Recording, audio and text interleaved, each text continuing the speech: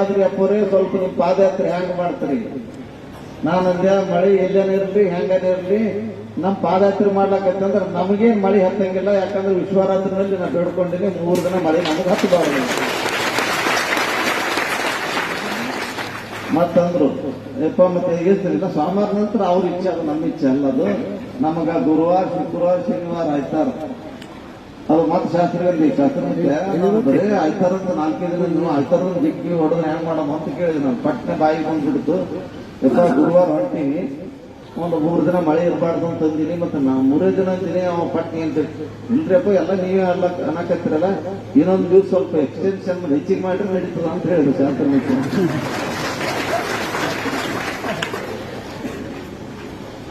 ವಿಶ್ವರಾತ್ರು ಅವನ ಕುಟುಂಬ ಬಹಳ ದೊಡ್ಡದು.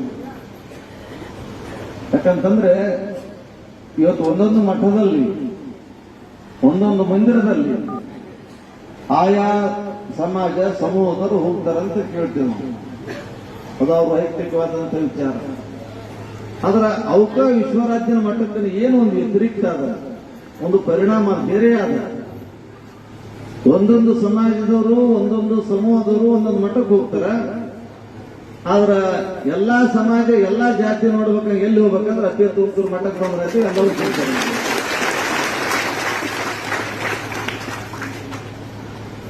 ಯಾವುದೇ ಜಾತಿ ಇರಲಿ, ಒಮ್ಮೆ ಇದ್ರಿ ಬೆಂಕಿ ಕೇಳಿತಂತ ಅಲ್ಪ ಮೊದಲ ನೀನು ನಮ್ಮಂಗಿದ್ದೆ ಅಂತ ಹೇಳ್ತಿದ್ರು ನಮ್ಮ ಹಿರಿಯರು. ಇದ್ರಿ ಬೆಂಕಿ ಕೇಳಿತಂತ ಎಲ್ಲರೂ ನಿನ್ ನಮಸ್ಕಾರ ಮಾಡ್ತಾರ, ಅಗ್ನಿದೇವ ಅಂತಾರ, ನಿನ್ ಮ್ಯಾಗ ಲೋಬಾನ್ ಹಾಕ್ತಾರ, ಅಡಿಗೆ ಮಾಡ್ತಾರ. ಅದರಿಂದ ಎಷ್ಟು ನೀವು ಪೂಜ್ಯತೆ ಅದ. ಬೆಂಕಿ ಅಂದ್ರೆ ಎಲ್ಲರೂ ನಮಸ್ಕಾರ ಮಾಡ್ತಾರ. ಇದ್ದೇ ಕಾಲಾಗಿಟ್ಟಿದ್ದೇವೆ ಹೊರಗೆ ಹೋಗೋದಕ್ಕೆ ತೆಗೆದಿಡಂತ ನನಗೆ ಹೋಗಿದ್ದಾರಪ್ಪ.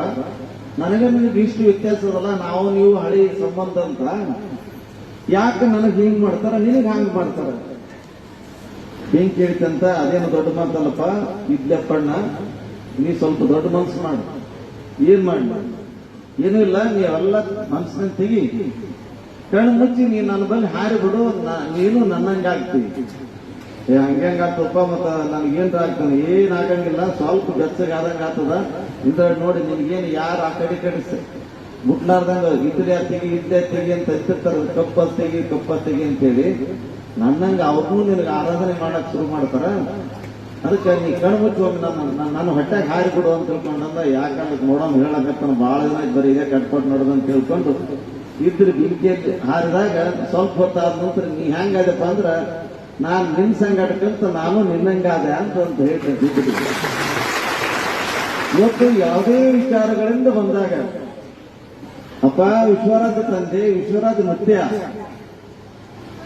ನಾ ಬಂದು ನಿನ್ನ ಪ್ರಜ್ವಲ್ಯ ಮುಖವಾಗಿ ಅರಳಿದಂತ, ಯಾವಾಗಲೂ ನಿಗಿಲಿಗಿ ಹೊಳೆಯುವಂತ, ಯಾವಾಗಲೂ ಯಾರು ಏನು ಬೇಕು ಬಂದು ಅಡಿಗೆ ಮಾಡಿಕೊಂಡು ಹೋಗುವಂತ ನಿನ್ನ ಜಾಗೃತಾ ಒಲಿ ಏನಾದಲ್ಲ, ಒಲೆಯಲ್ಲಿ ಬಂದು ನಾವು ನಿನ್ನಲ್ಲಿ ಅಡಕಾದಾಗ ನೀ ಏನ್ ಮಾಡ್ತಂದ್ರೆ ಹೊರಗೆ ತಪ್ಪಂಗಿಲ್ಲ ತಂದೆ ವಿಶ್ವರಾಜ್. ಮತ್ತೆ ನಿನಗೆ ಕರ್ಕೊಂಡು ನನಗೂ ನಿನ್ನಂಗೆ ಮಾಡ್ಕೊಳ್ತೆ ಅನ್ನುವಂತ ಭಾವನೆ ಲಕ್ಷ ಭಕ್ತರಲ್ಲಿ ಆದಂತ ತಿಳ್ಕೊಂಡು ವಿಶ್ವರಾಜ ಭಕ್ತರ ದೊಡ್ಡದಾಗ 3 ದಿನಕ್ಕೆ ಆಯ್ತು ಶಾಸ್ತ್ರಿಗಳು ಅವರಂದ್ರು. ಅಂದ್ರು ನಮ್ದು ನಾನು ಅಂದ್ರೆ ಇದಕ್ಕೆ ಪಾಡಾಯ್ತಪ್ಪ.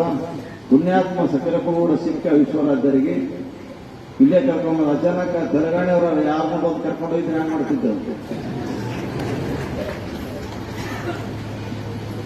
ತೆಲಂಗಾಣಿ ಕೇರಳ ಅವನೇನು ಎಲ್ಲಾ ಸಾಕಂದವನು ಸಕ್ರಪ್ಪಗೌಡ ಬಂದು ಯಪ್ಪ ನಿನಗೆ ನಾ ಅರ್ಪಣ ಆಗಿನಿ ಅಂತ ತಿಳ್ಕೊಂಡಂದಾಗ ಆಯ್ತಲ್ಲಿ ಎಲ್ಲಾ ಸಾಕಂದಿದ್ದೆ, ನಿನ್ ಜಾಗ ನನಗೆ ಬೇಕಂತ ಬಂದ್ಬಿಟ್ರು ವಿಶ್ವರಾಜರು.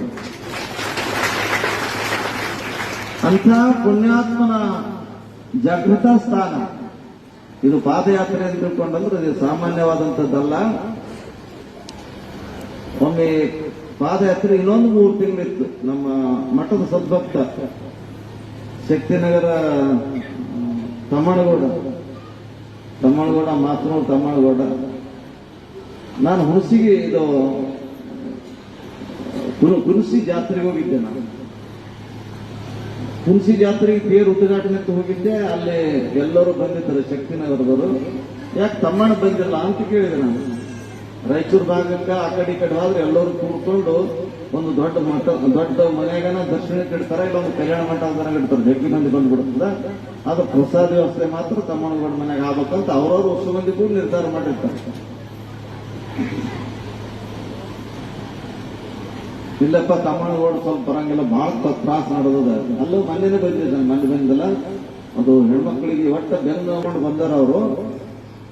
ಈ ಮನೆಯಾಗಿ ಉಪಚಾರ ನಡೆದದ, ಅದಕ್ಕೆ ಬರಂಗಿಲ್ಲ. ನಾ ಅಂದೆ ಮತ್ತ ಪಾಪ ಆರಾಮಿದ್ದಾಗ ಓಡಾಡಿ ಅಡಿಗೆ ಮಾಡ್ತಿಲ್ಲಪ್ಪ, ನಡಿ ಹೋಗಿ ಭೇಟಿಯಾಗಿ ಬರಮ್ಮ ಅಂತ ತಿಳ್ಕೊಂಡು ಫಂಕ್ಷನ್ ಮುಗಿಸ್ಕೊಂಡು ಎಲ್ಲರೂ ಕೂಡ್ಕೊಂಡು ಹೋಗೋದ್ರಾಗ ಮಲ್ಕೊಂಡಿದ್ರು.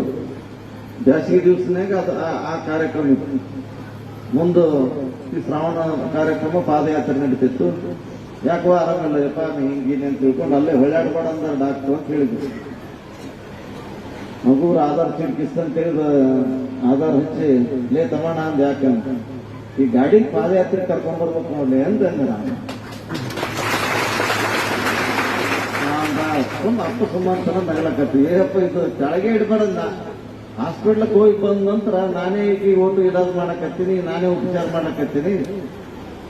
ನೀರ್ ಕಾಸವ್ ನಾನೇ, ಅಡಿಗೆ ಮಾಡವ್ ನಾನೇ, ಕೆಲಸ ಮಾಡೋರು ಸ್ವಲ್ಪ ಸ್ವಲ್ಪ ಮಾಡಿ ಹೋಗ್ತಾರ, ಮುಂದಿನೆಲ್ಲ ನಾನೇ ವ್ಯವಸ್ಥೆ ಮಾಡ್ತಿರ್ತೀನಿ.